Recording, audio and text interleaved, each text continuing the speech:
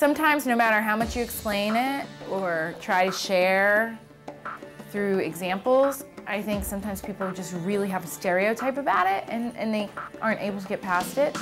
And I think they might not unless they really go through the experience, and that's okay.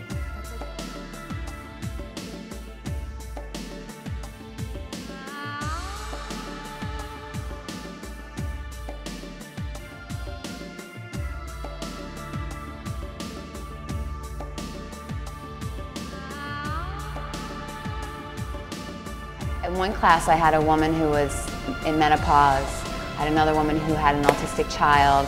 I had another woman who was a stripper, but now she isn't. I mean, every kind of woman. I mean, there literally is every kind of woman. You don't even know you're taking it for growth until after it's over. You're like, wow, I think I grew.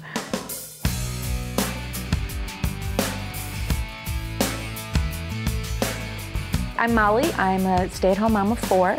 I learned to be more confident about myself, and it's okay to be sensual and sexy. And after 14 years of marriage, that was really kind of key. My name is Eileen. I'm a painter and I'm a teacher. I come from a long legacy of I'm ugly. And so this was a real challenge. My name is Carolyn. I was diagnosed and treated for breast cancer. I was really looking to connect back to any form of life. And I mean the seat of power. You know, I'm talking about the real life force. Every generation is represented in almost every class you'd come to. And it's a really wonderful thing to see every type of woman, every age, every shape, every ethnicity.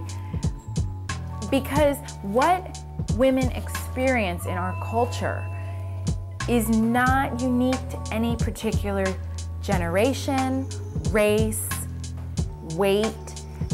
We universally, as women, all have our challenges, and we all look in that mirror, and typically, most women, when they look in the mirror, are not looking into that mirror and saying, wow, I really appreciate myself today, and I really look beautiful.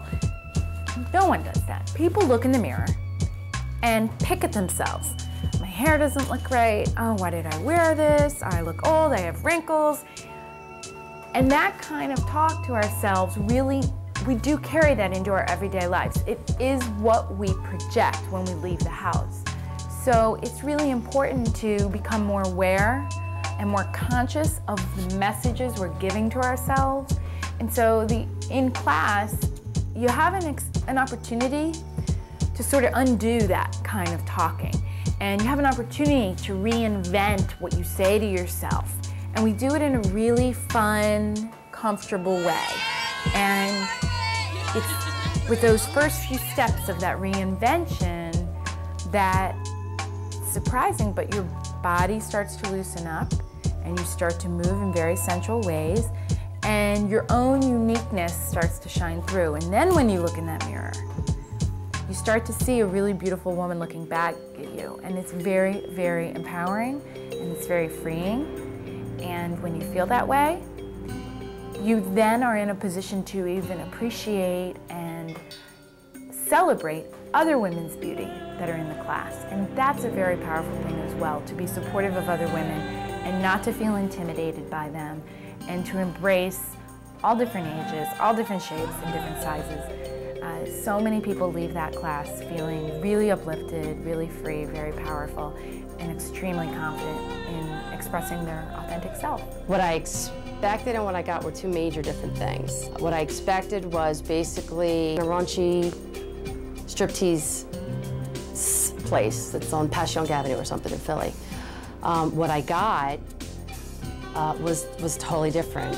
What I got was a tool to utilize for me, that it's okay for me to have certain needs, wants, and desires that I kind of thought I had, but because of my upbringing, I wasn't allowed to even ponder. Phew, I can do it. You know, it's done. I got over my fear, and that was a huge fear. And I was slated to be the nun in the family, so that was a huge fear. I could not stop talking about it. I just kept telling everybody, guess what I took? You know. Yeah, this would be something very new for me. Okay. Does your husband like women? I think he would love it. You know, this is what I did. This is, you have to do it. And they finally got tired of it and they said, let's do it. So I said, okay, we're gonna do it. This is way better than Tupperware. He felt good about me for 10 years. But after the video, I felt good about me.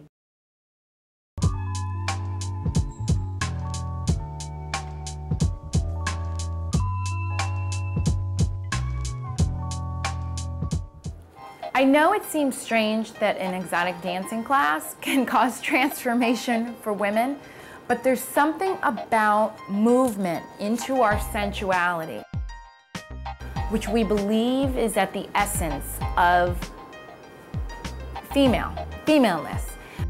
A woman and sensuality go hand in hand. You almost can't have one without the other. I believe very strongly that a total woman is also a sensual woman. There's so many circumstances or situations in our culture that can block that feeling of sensuality, which is at the core and the root of being female. So whether it's because we're so busy, whether it's because of an illness, whether it's because of a husband or a relationship that we're in that maybe isn't the best for our self-esteem, whether we just simply don't have good self-esteem. Whether it's watching television and being intimidated by what we see in magazines and on television and what we think our culture's telling us beautiful is. There's so many things that can possibly get in the way of us feeling sensual. So through this type of movement, you can't get away from feeling sensual. Exotic dancing is, you don't know until you try it. It's a wonderful thing to have permission for women to feel sensual and sexy and be in love with their bodies and express it in a very human way and also in a very natural way. Well, Keisha and I are both actresses, which is really what she walked out. But it's what brought us here, because at the school where we study, we're really all about opening up and expressing, and we're all in dance classes and voice classes and things like that. But this was kind of like exciting and different. My name is Keisha Williams. I'm 28. Is that there's a certain quality that people have, and I had shut that off a long time ago, a very long time ago.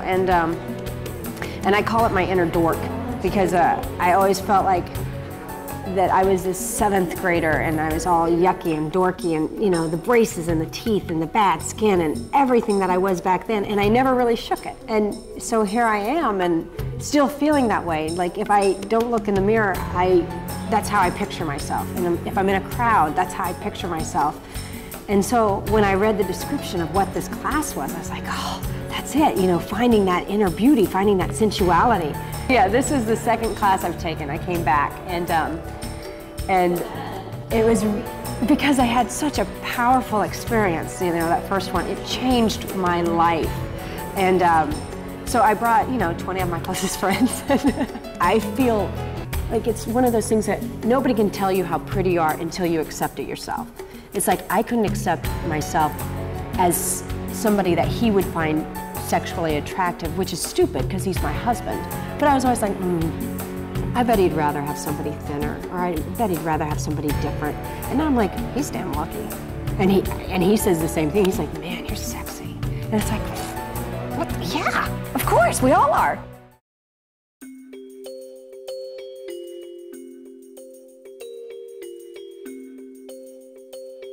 I think the most powerful part of class is the walking and eye contact. I think the body language portion of the class, how we communicate without words, goes far beyond dancing. In exotic dancing, we're dancing without words and expressing our sensuality.